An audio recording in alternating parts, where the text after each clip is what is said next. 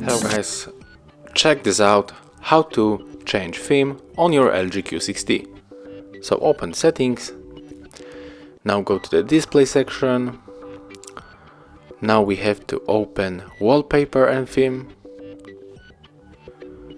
and for example we can go for this theme, click on apply.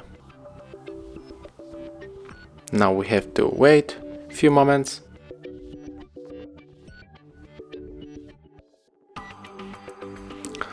Okay, and now, as you can see, our theme has changed and it looks really cute.